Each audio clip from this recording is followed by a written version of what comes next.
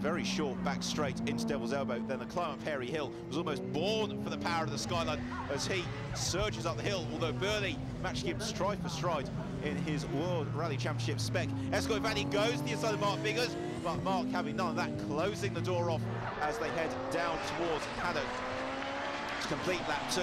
Biggers taking the perfect line, although Burley's getting a good run on the exit. Could we see a change as they head down towards Pilgrims? The road falling away, and will Burley closing up to within about half a car length of Mark Biggers, less than half a car length as they go up towards Cheston's Drift. So is Burley going to make the move into the Devil's Elbow?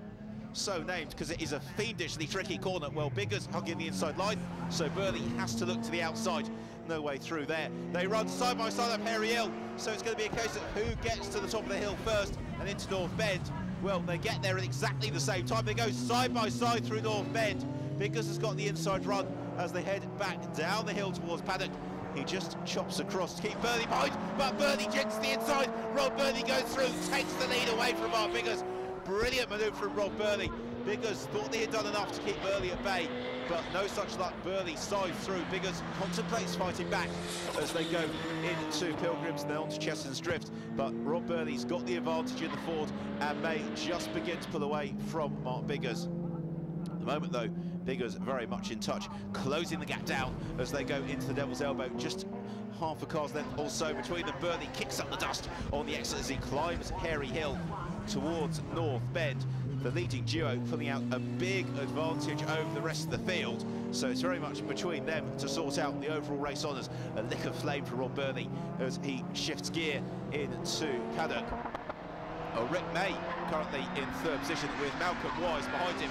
A resumption of their race 1 battle in race 2, and then Frank Nurling lurking with intent just behind them in 5th position. So it's a Ford and a BMW, 3 of them fighting for the final spot on the podium. A bit of a lock up there from Rick May.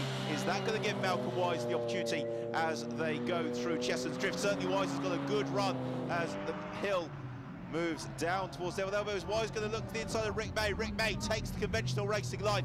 He just about does enough to keep Malcolm Wise at bay, but Wise gets a good exit, so they're going to run side by side up towards North Bend. Wise is squeezing Rick May for 3rd position, but Wise does it. Brilliant manoeuvre from Malcolm Wise. He got the run from the Devil's Elbow. They went up Hairy Hill side by side, and Malcolm Wise just squeezed out Rick May. So Wise goes 3rd, May demoted into 4th position. Now, can Rick May stay with Malcolm Wise, or will he fall back into the clutches of Frank Nurring? Nurring, the German driver of the BMW, trying to close in on Rick May, but for the moment, May is just about matching Malcolm Wise's pace as Wise accelerates up into Cheston's Drift. The leading duo still stuck together, and Mark Biggers in the skyline. So much power, the wheel spin that car puts down out of pretty much every slow corner. Well, Chris Hayes and Stephen Dan, they've been locked to battle all race long. The Silver Seat versus the Red Golf. And at the moment, it's the Seat prevailing, although Chris Hayes understeering quite badly through North Bend. Is that going to give Stephen Dan the run as they go down towards Paddock? No, it's not. Hayes just about finds the acceleration to lead into Paddock Bend on to complete 1 more lap. Stephen Dan, you can see him in the cockpit hard at work. He jinxed the outside of Chris Hayes as they head down towards Pilgrims. There really is no way through them, and he's certainly making his presence very well felt in Chris Hayes' mirror.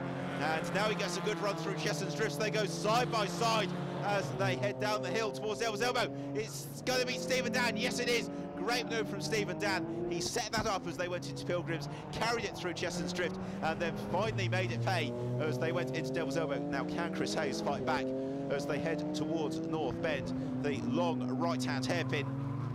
The answer is not quite this time around. So down towards Paddock, and the Red Golf pulling out 2 or 3 car lengths advantage over Chris Hayes. So at the moment, it's Volkswagen beats Seat, and at the front of the field, it's still the Ford of Rob Burley ahead of the Nissan of Mark Biggers, though Biggers staying very much in touch with Rob Burley.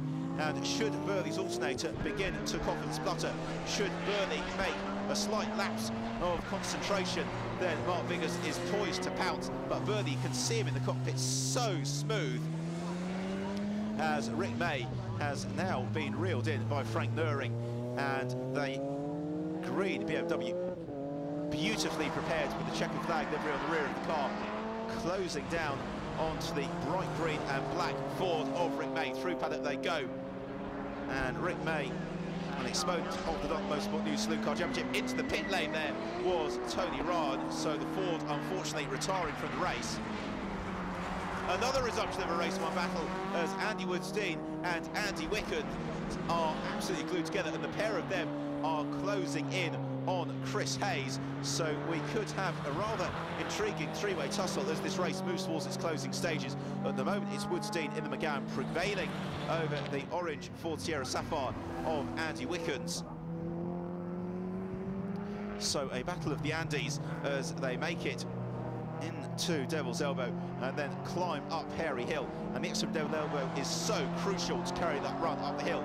The exit from North Bend is crucial to carry the momentum into paddock, which is where Rick May and Frank Nuring are now. They accelerate over the grid and down the hill towards Pilgrims, and then the long right-hander, the road climbs very, very steeply up towards Cheston's Drift. If you get Pilgrims wrong, then it feels like an endless climb. Both of them, though, getting the corner pretty much spot on. Rick May getting a better exit, however, than Frank Nuring. So Nuring dropping a car length or so adrift of Rick May, who just kisses the curb on the exit of Devil's Elbow, then hugs the inside line up towards North Bend. The reason he does that is because Nuring looks to the outside of Rick May. Is Nuring going to do it all the way around side? He tries to do it, they run side, they almost touch, pretty much swapping door handles as they run down towards paddock, but Rick May just about holding on from Frank Nuring in battle for 4th and 5th position. And that battle really lasted the entire lap as they were side by side for much of it. Into Pilgrims they go once more, and Nuring just outbreaks himself. Will that give him a slightly more swooping line through Cheston's Drift? It will. Rob Burley, meanwhile, lapping some of the cars further down the order. He just picks his way past Chris Hayes in 7th position, so Rob Burley lapping everybody up to Stephen Dan in 6th. Rick May and Frank Nuring still glued together. This is what the Dunlop Motorsport News Saloon Car Championship is all about.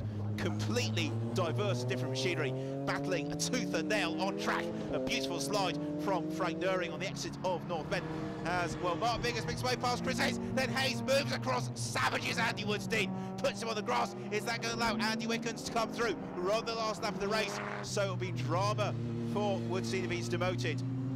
Mark Biggers safely throughout, and Woodstein has been demoted, so Andy Wickens claims 8th on the very last lap of the race as Rick May and Frank Nuring continue their race-long scrap.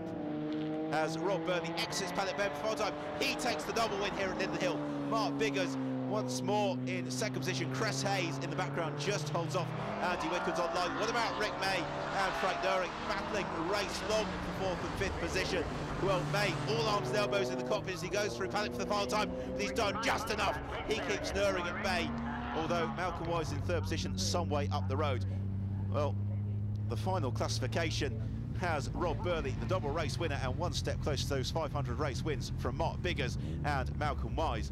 Rick May in 4th, Frank Nuring 5th, Stephen Dan a great drive to 6th, and Chris Hayes a very solid 7th position.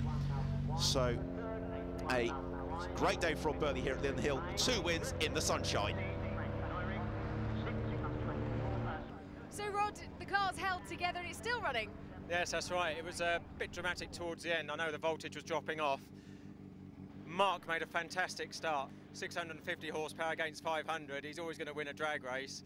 He covered the elbow for 3 laps, and I knew that I wouldn't be able to pull that move again. I'm going to have to throw him a dummy and then dive to the other side. And sure as eggs, it worked.